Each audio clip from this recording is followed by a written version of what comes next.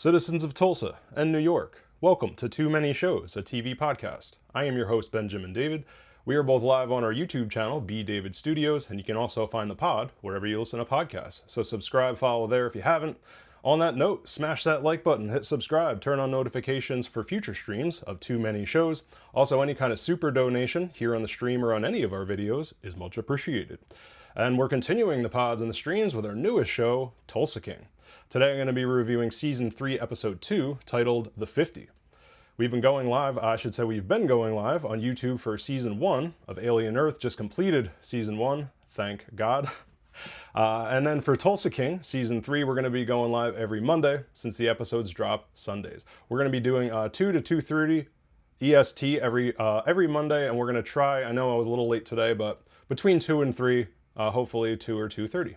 And finally, if you want to hear our exclusive episode coming next week for the Sam Jackson spin-off series of Tulsa King, then head on over to our Patreon. That's patreon.com/BatmanBeyondMedia.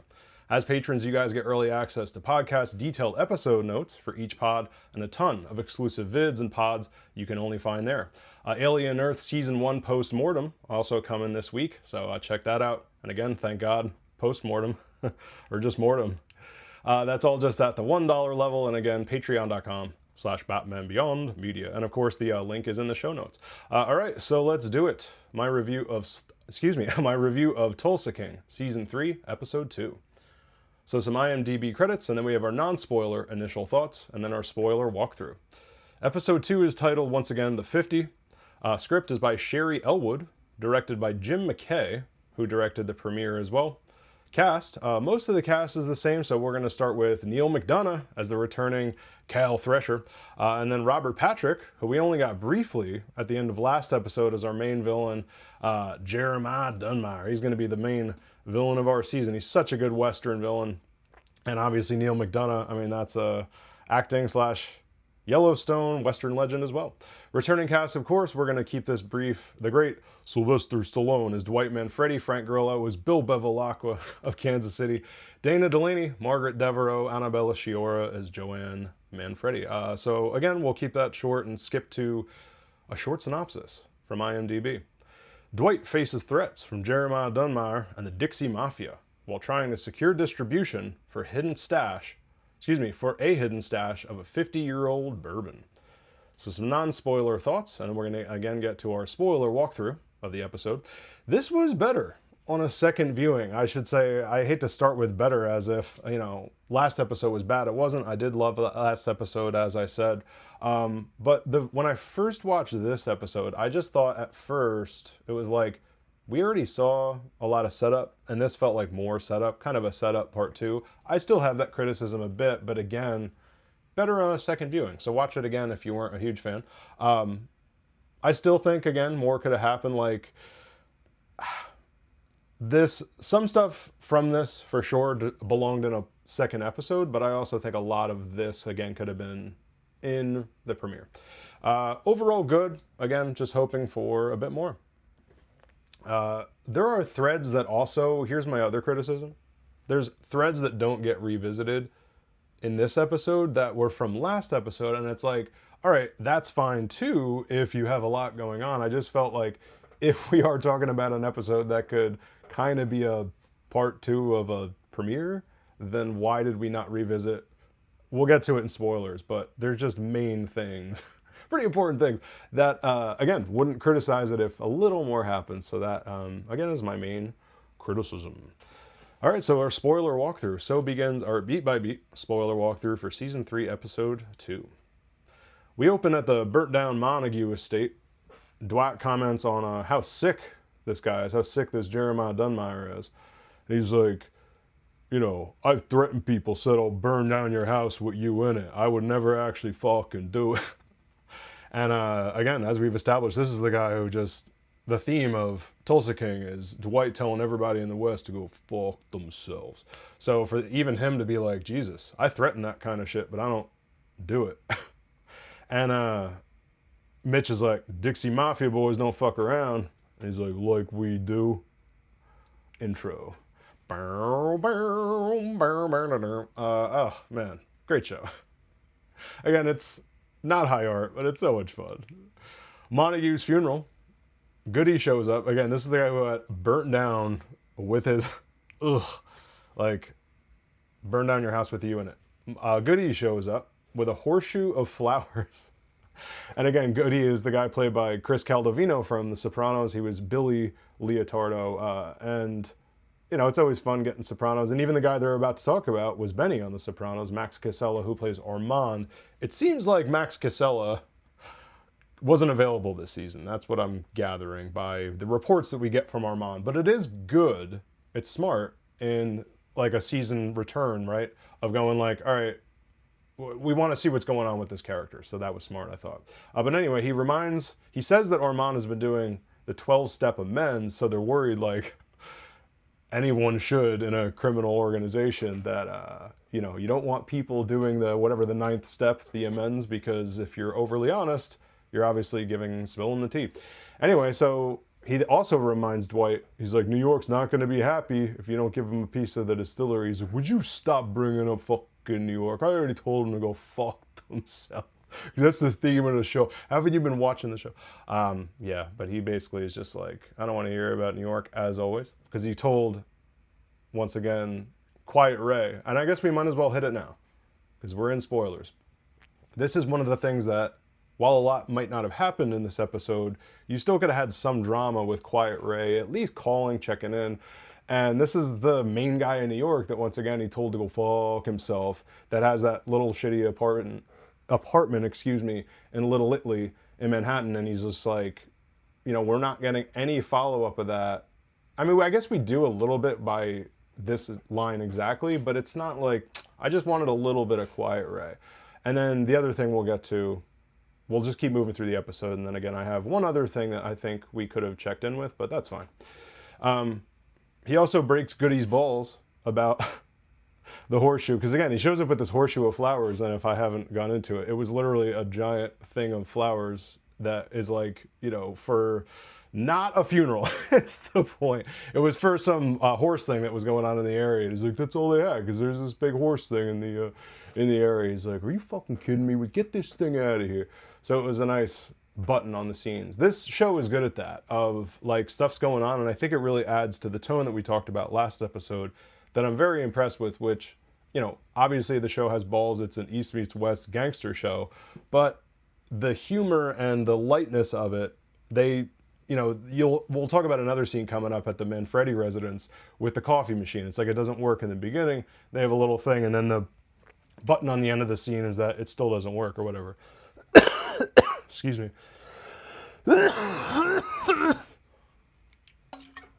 Sorry, I'm getting over. I had a big event this weekend. I had to get there at like 5, and my throat is not agreeing with me right now. Sorry. For those joining me on YouTube. All right. Once again, we're still at Montague's funeral, and Lois Lane joins Dwight. Again, this is Dana Delaney. Margaret Devereaux, the queen of the ranch. And Dwight does not want to approach the coffin. He's like, ever since my brother died, I never wanted to. You know, he doesn't feel comfortable around a coffin, is the point. And I don't blame him. It's a dark, what do they call that, tradition. So Dunmire himself shows up to the funeral. And again, Jeremiah Dunmire himself shows up to the funeral for the guy he just murdered. And Stallone, of course, the balls on this guy. And he goes over to the casket. Dunmire walks over. Manfredi, right? And he's like, yeah, real big tragedy. What happened to this guy? He's like, it's one thing he's like, a burn hurts on your hand as you're getting burned alive. He's like, nah, I agree. It's a genuine tragedy. And he's like, I'm not the type of man you want to fuck with. And then Stallone, great line. A lot of good lines in this episode. And this is one of the things that improved. You know, I was saying in non-spoilers that rewatching this really made the episode better, is what I'm trying to say. And then he's like, I'm not the type of man you want to fuck with. Stallone goes, we have that in common. Great line. And then he's like, I'll give you 3 times what you paid that man. Because again, the whole thing at stake here and the whole thing of this season, it seems, is this Montague distillery. And Now he's offering 3 times what Stallone offered him, and Stallone, I think, offered double. So there's a lot of like, whoa, why is this thing so worth so much? But Dwight's like, still not interested. You ain't no distiller, man, Freddie. So then Cleo sees Cole Dunmire and flips out. Again, this is the son of Jeremiah Dunmire, and he's the guy who is the muscle for Jeremiah and burned down the house with him and his soldiers. And as Robert Patrick is walking out the house again, this is the guy who held him down and burned Montague. So she's like, the fuck you doing here? Runs up on him, starts, I don't know if she was hitting him, but she might as well have been. And then Mitch, because again, he's with Cleo now, throws Cole to the floor. And they used to date, by the way, if you don't remember from last episode, Cole and Cleo used to date. So then back at the Manfredi residence, and by the way, Mitch is like, don't you ever touch her. And they leave the funeral, or the wake. So back at the Manfredi residence, again, Dwight can't work the espresso maker. And so his sister starts talking about, again, this is Annabella Sciorra, who plays Joanne Manfredi. And she's looking at the books of the distillery. She's like, this guy hasn't made profit in 10 years. He's like, do you know it's illegal for a distillery to sell direct? She's like, yeah, I didn't know that, Dwight. He's like, you didn't know that. Why you gotta say you know things? So they have a little back and forth, which is good. Again, good natural dialogue for brother and sister. This is how brother and sisters talk. Maybe we take the money to Dunmire, or no, and she goes, maybe we take the money Dunmire offered and just start our own distillery. Like, this is a ton of cash.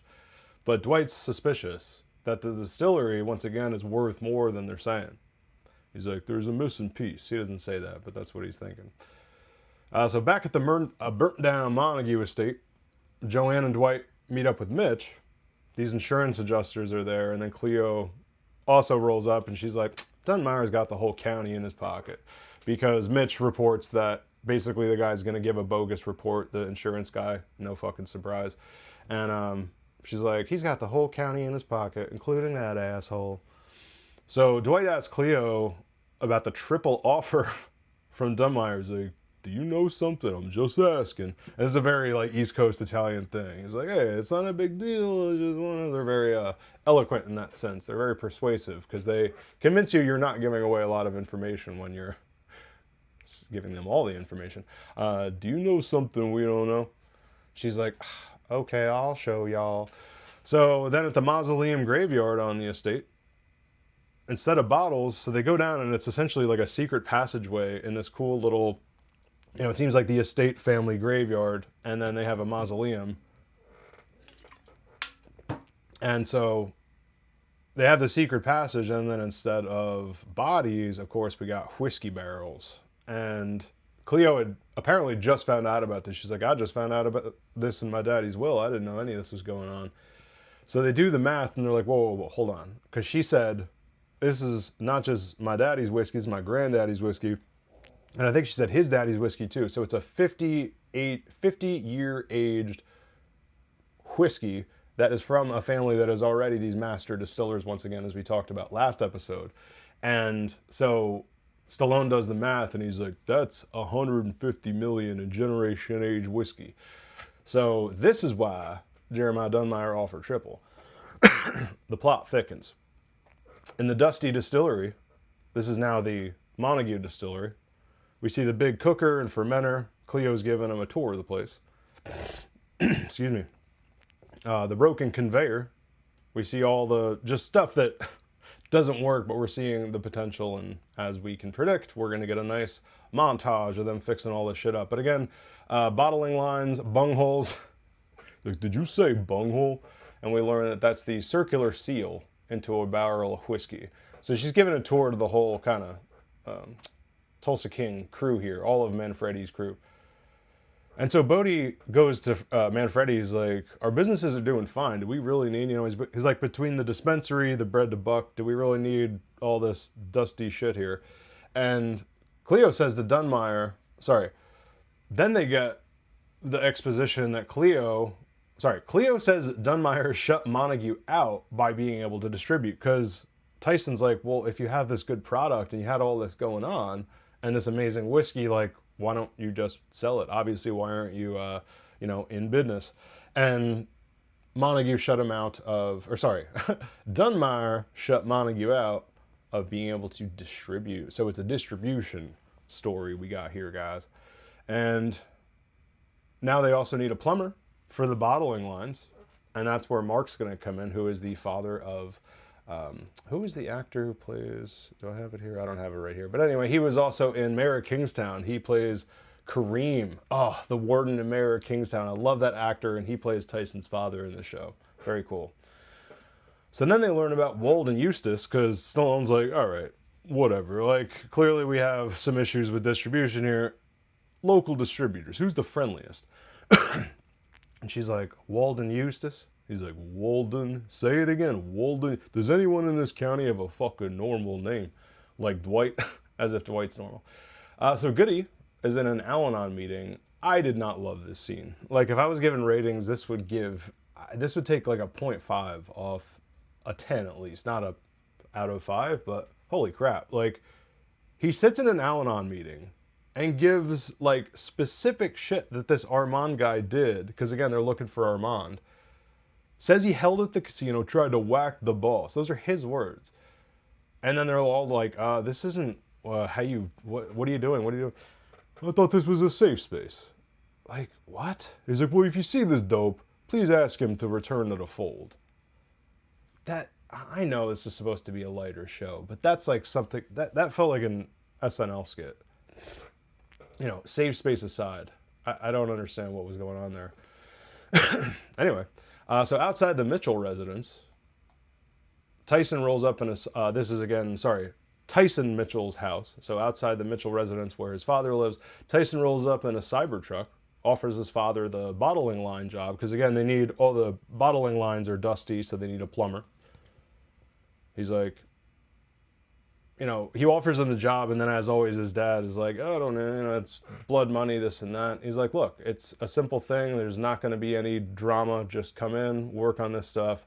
So he declines the job, of course. Tyson leaves, and then his mom comes out. He's like, he didn't want to stay to say hi to his mama.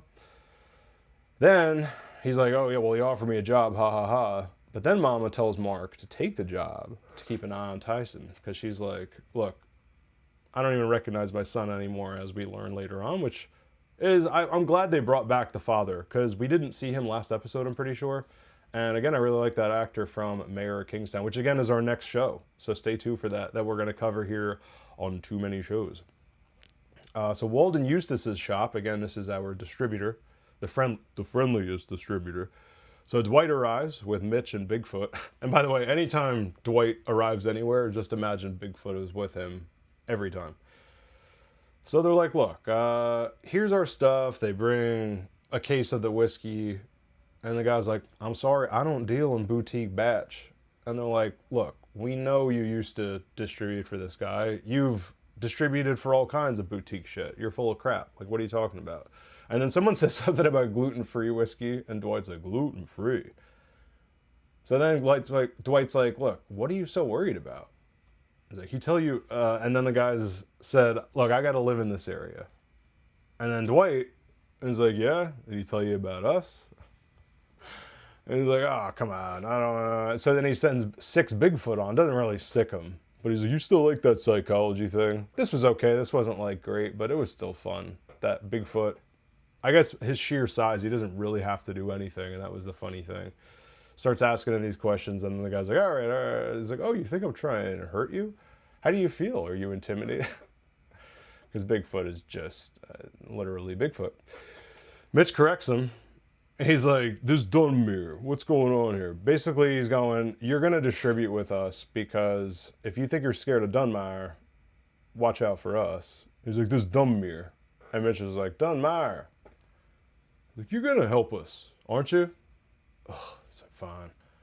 And then he says it again. He's like, Dunmere, Dunmire. So back at the Montague estate, in some garage barn, it looks like, out back, Cole Dunmire's.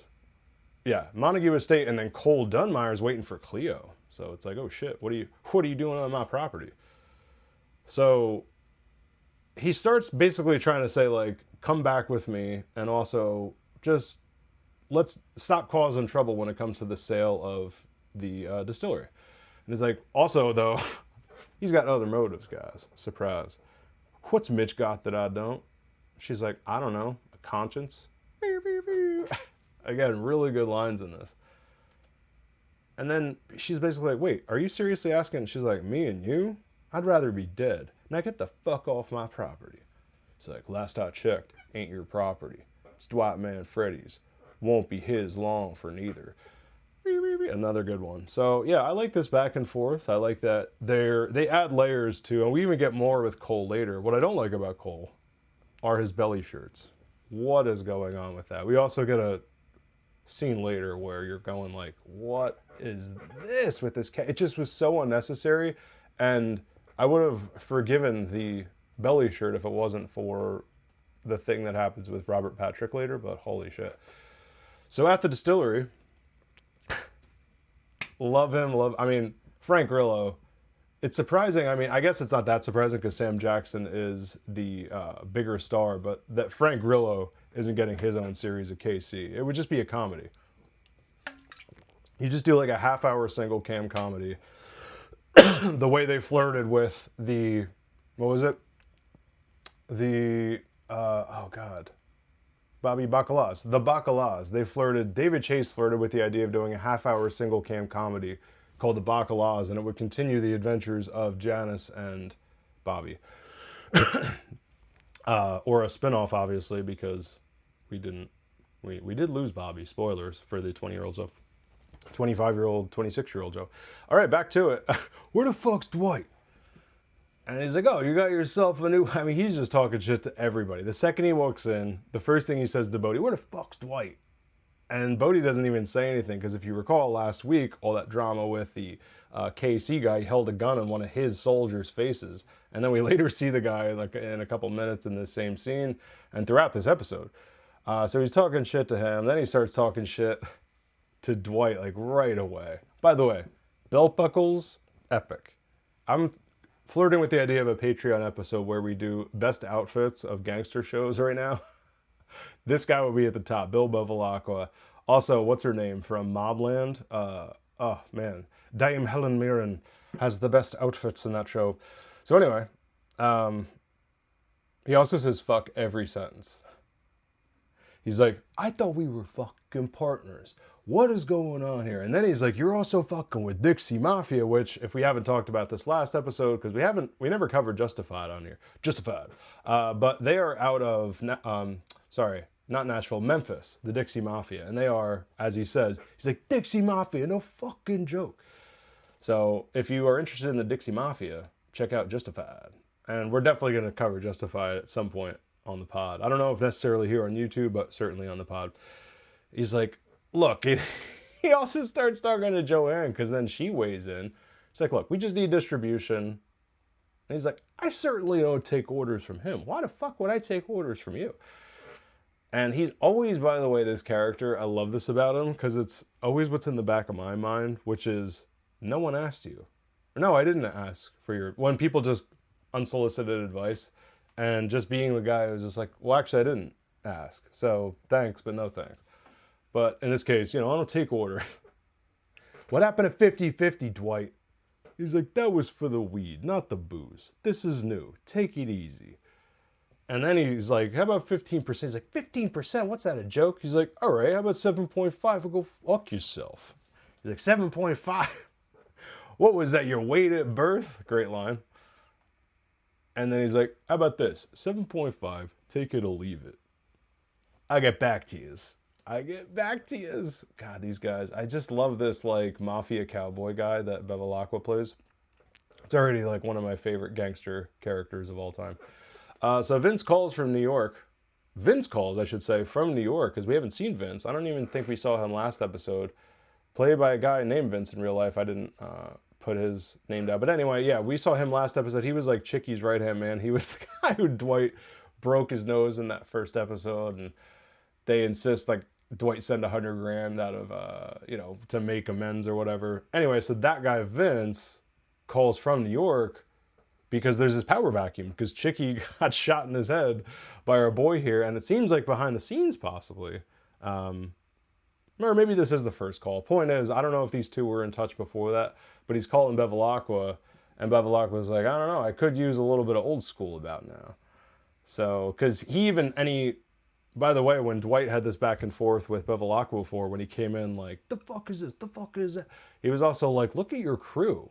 You know, it's like that kumbaya stoner is pistol whipping my guy, put a gun in his face, all this stuff. And he also just shits on his ragtag crew. So that then in this scene, in this secret conversation, kind of drives this conversation and going like, and then in that he's like, you don't even have an Italian, which is also not true. He has Goody. So I don't know why he said you don't have an Italian, so, but that's okay. And then Vince has a great line. Gen X, Gen Z, go fuck yourself. Gen X, Gen Z, that's what it is. Gen X, Gen Z, go fuck yourself. Talking about lactose intolerance. And, oh man, I hope somebody coins that one day. Gen X, Gen Z, Gen go fuck yourself. Talking about lactose intolerance. Back at the distillery, Mark, Tyson's dad, shows up to work on the bottling lines. So Tyson introduces him to Joanne, and then Mark starts working on the lines. Grace asks Bodie if he's going to bury the hatchet with this KC guy. So Grace is, again, the girl from the dispensary who's apparently part of this gang. And she's like, hey, Bodie, you're going to bury the hatchet with this guy? You did pistol whip him last week next to the safe. And Bodie's like, actually, what I'm going to do is mirror his phone. Every moment, I'll be there. Every this, I'll be there. It's like, every Pornhub. She's like, I wouldn't want to be there. There are fates worse than death. So then the KC guy approaches them like in the middle of this conversation and says, Bill wants them to squash the beef. And he does not want to do that, this guy. But he's like, Bill wants it. Again, this is Frank Grillo. And he's like, oh yeah, whatever Bill says. Totally, totally. And then as he walks away, looks like Bodie still wants to follow through. Because she's like, don't do anything stupid. He's like, did you just hear my plan? So then at the Dunmire residence, Cole arrives while Jeremiah is distilling, and I love seeing any crime boss get their hands dirty, right? Like Tony Soprano often either didn't roll with a bodyguard, did a lot of his killing himself, operated as this underboss so that Junior took the hit. And again, I just like seeing bosses get their hands dirty. So he's like, what do we do about this? Because they're going to move to distribution, and now they're taking over Eustace Distribution, who we're supposed to have exclusivity with. He's like, what are we going to do about it, Dad? And he's like, all right, we got to threaten some people.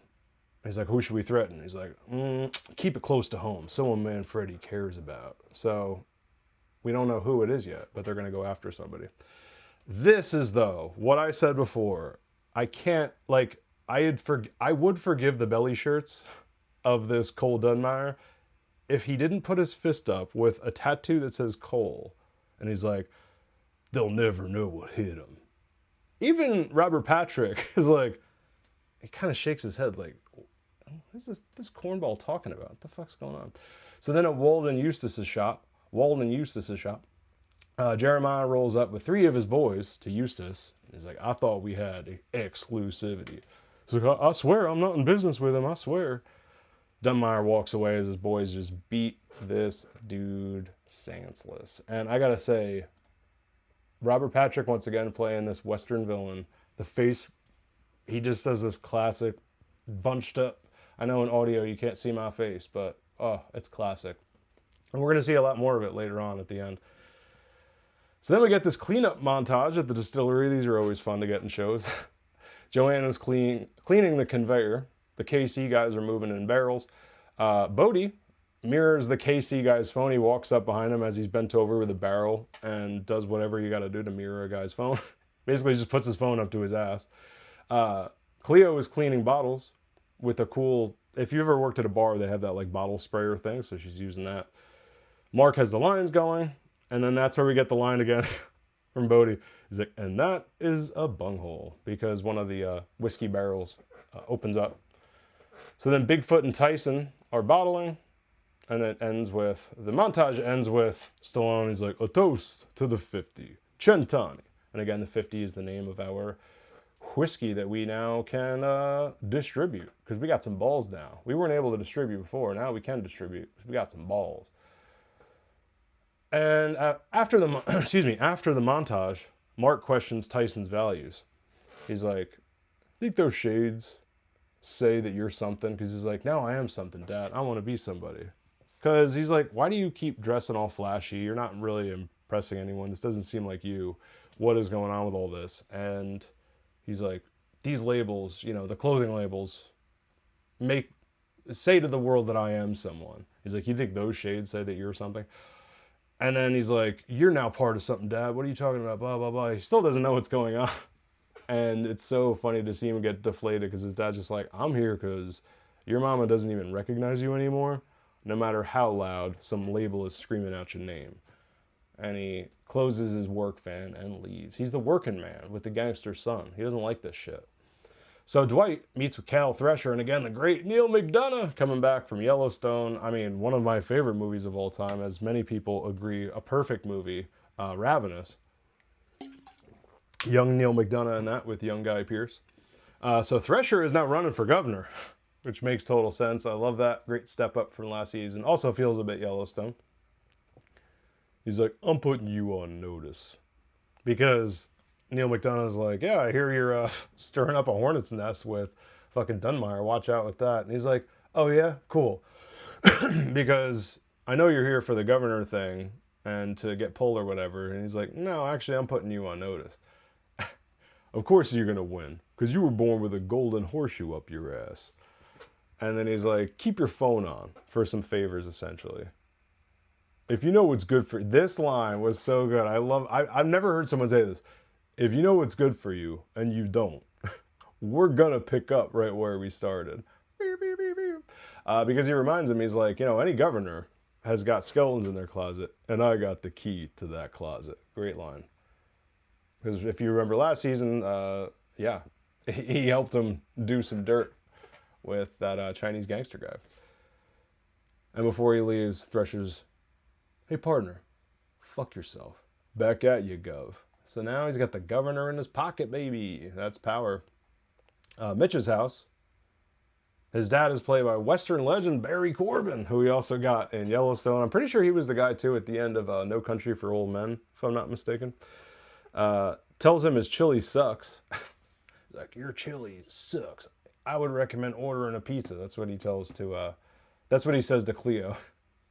So then, not Dwight, I put in my notes Dwight. Mitch hears something outside and goes out to investigate.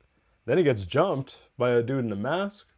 Holds his own for a bit. Not bad fighting. This is, again, not a lot happened in this episode, but I do like the scene for the most part so far, so we'll get to it. But he gets jumped. It holds his own. Pretty good action. I guess we'll get to it now. I'm not really sure why they didn't bust out guns earlier, because he's fighting one guy, and then another guy shows up. And even with two guys, like, just at that point, especially if he is really holding his own as he is. I mean, this guy's been to prison. He's like this Western badass guy. No guns came out before that of like, all right, now let's start threatening you, blah, blah, blah. Step back from distribution, all that shit. It just... And I thought he was just going to kill someone close to him. I didn't think he was... Maybe that's what's coming up next episode, obviously. Maybe they're escalating it. And that's fine, too. We're only in the second episode. This is technically action, of course. Pretty good, like I said. I just... it would have seemed more realistic. We're in Oklahoma. These are gangsters. That guns would have come out earlier. So when a gun finally comes out, Cleo busts out the front door and then cuts one of their hands as they're reaching for the gun. And this is all going on the front porch. And now they're all scared that, once Mitch then picks up the gun, they're all scared because he starts shooting it in the air. And again, it's like he's shooting a gun in the air as if they're teenagers. He's Cole Dunmire. This is like the main bad guy's henchman. And he doesn't shoot back or have his own gun. I don't understand. Or his guy that's with him also doesn't. I don't understand what happened. And again, for an episode where not a ton happens, more happens again in the rewatch, like I mentioned before. But it's like, if that's one of your big action scene, which it really is, why wasn't there a shootout that followed? Is my point. Anyway, outside the Dunmire residence, Jeremiah's sitting out by a fire, and then Cole rolls up and shows him the cut because he's like, "Bitch just cut me," and he's like, "I need a hospital, Daddy." And then Dunmire is like, "Oh yeah." He fucking Yellowstones that shit and said, oh god. Just takes some friggin' smoke out of the fire. I also like that Cole didn't immediately move because he's just in shock. He's like, my dad can't be doing this right now. He does it and he just holds for a second. And we know that that's how shock works, like with pain. I thought that was a nice, like, hesitation by that actor who otherwise, I don't know what the fuck they're doing with that, he'll regret with my thumb to the, that was terrible. The fist, I'm sorry. With Cole, the tattooed to my hand. So back at Mitch's, he's like, look, Cleo, I wouldn't blame you if you left because they're sitting by a fire recovering from this attack. He's like, I wouldn't blame you if you left. She's like, I'm the only one left in my family. I can't leave. He's like, this ain't your fight. This is a great line too. Again, great dialogue. This is why the episode is much better in the rewatch. She's like, he goes, this ain't your fight. Kinda is. My father's fucked up legacy is my fucked up legacy. And then they start going at it. It's good shit. Then at the Bread $2, this place is popping. Again, this is the casino / bar that Dwight has kind of taken over here. So Dwight arrives with Bigfoot. Again, Bigfoot's always in tow. Goody arrives, reporting again about Armand because once again our actor Max Casella was not available. His schedule did not lend for this, so we have to get, hey, what's happening with the actor who can't show up? And that's fine. At least they're following up. So the report now is that he can now see the kids because he talked to the wife and he's no longer a threat. Basically, you know, he's not going to rat them out in Al-Anon after that ridiculous scene. I can't believe, like, that scene with Goody in the Al-Anon meeting is so stupid. It's so crazy that that's from this show. Anyway, Max Casella, again, not available for shit. So Dunmire arrives at the club. He finally arrives at the Bread $2. So he arrives at the funeral of the guy who kills him, or the guy who he kills in the very beginning. And now he arrives at his frickin' antagonists, at the protagonist's club. And I also love the music for Dunmire. Like, it's really this modern Western. It feels very classic Western, and he's such a good Western villain, like I said. I guess this means you're going to reject my offer. He's like, why don't you have a seat so I could tell you all the reasons I dislike you? Great fucking dialogue. So then out in the parking lot of Bread $2, the horse trainer girl, I forget her name, but she now works as a bartender here at the Bread $2. She gets followed by a drunk guy. And he's like, come dance with me. She's like, I don't want to dance with you. I've been working all day. Fuck off. And then he chokes her out against a car. And this is cool that Cole, interestingly, saves the day because he was waiting in the parking lot as Dunmire's number 2, who weirdly doesn't carry a gun. I don't know why. And beats the shit out of this dude. He's like, you know, what's this guy to you? And she's like, nobody. And then he kicks him again after beating the shit out of him. And this dude is jacked. If we didn't say before, Cole's back is like, ugh, he's massive, this dude. But again, what is with the belly shirts? She's like, what's your name? Cole. Now, quick criticism. Wouldn't she know his name? She's a local Tulsa girl, and she would know Cole Dunmire. But I do like that she's attracted to this guy, and I like the point of this scene, is my point, of like, the irony of a bad guy kind of saving the day, and now she'll have this kind of attraction / allegiance to this dude. Anyway, back inside, he's like, your flagrant disrespect for how things is done here, I don't like it. You know, he's like, my kin, they taught me honor. He's like, your kin also should have taught you some fucking manner. They taught me honor. So these two just keep threatening back and forth. And this is, I do like this episode, again, and in the rewatch, I like it more. It's a lot of this, is my point, of like, you know, my kin, and this is, I guess we still had to learn about this guy. This is just the stuff that, once again, I think could have been done as a premiere part 2. And Dunmire's whole thing is like his descendant's legacy. So it mirrors Montague a bit, of like how it's this whiskey that's passed down, the 50 that gets passed down generationally. And now in this case, these are the bad guys' version of that. This is the Joker to the Montague Batman. And it's cool that it's about the same thing, essentially, just in a bad way. So Dwight's like, I'll destroy everything you and your descendants built. Because he's like, look, this is fucking America. He doesn't say that, but essentially that's what it is. And he also said, your empire's crumbling. He's like, your empire's crumbling, Dunmire. You might have sway in the area of Oklahoma. He's like, but I'm just getting fucking started. He's like, I come from New York corporate, motherfucker. Like, I come from the mob. And Buddy's on his own, which is fascinating about Dwight at this point.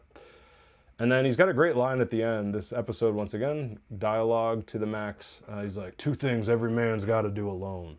Believing, even if that leads to hell, and dying. I'll be around for both. It's good shit. That's good stuff. Now, here's one thing I'll say before the credits. No follow-up with the feds. And, again, I do like... I mean, even at the end of last episode, he's like, keep your phone on. Because we get the thing with the feds, Kevin Pollak, in the beginning, and Dwight's now got to do some dirt for the government, essentially.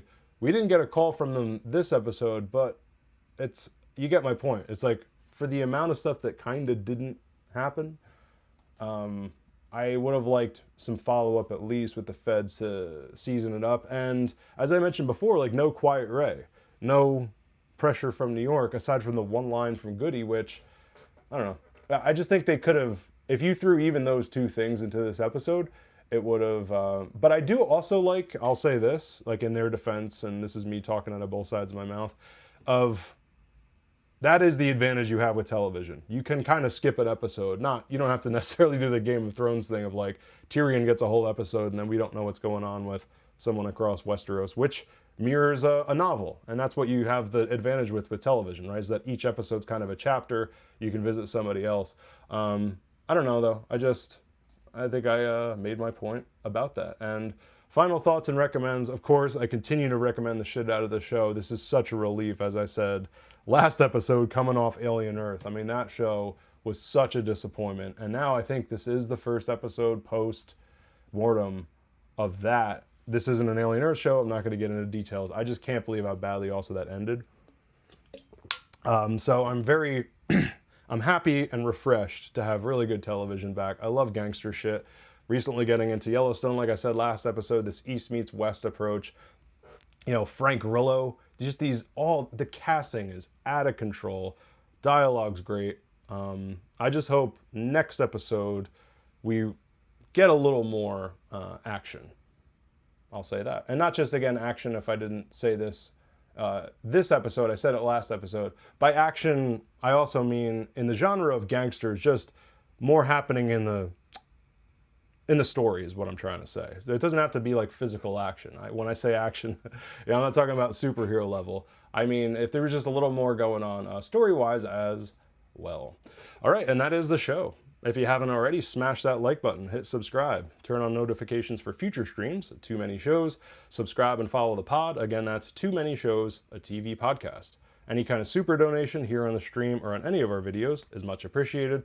Again, starting today and every Monday, today and every Monday, Tulsa King Reviews. We're going to try to do between 2 and 3 EST. I really tried to do 2 today. Didn't work out, but we'll see. And finally, our exclusive pod coming next week for the Sam Jackson spin-off series of Tulsa King. Head on over to our Patreon. That's patreon.com/BatmanBeyondMedia. Early access to podcasts, detailed episode notes for each pod, a ton of exclusive vids and pods, like our Alien Earth Season 1 post-mortem. That's coming this week. And then again, the Sam Jackson episode is coming next week. That's all just at the $1 level. Again, patreon.com/BatmanBeyondMedia. And of course, the link is posted below.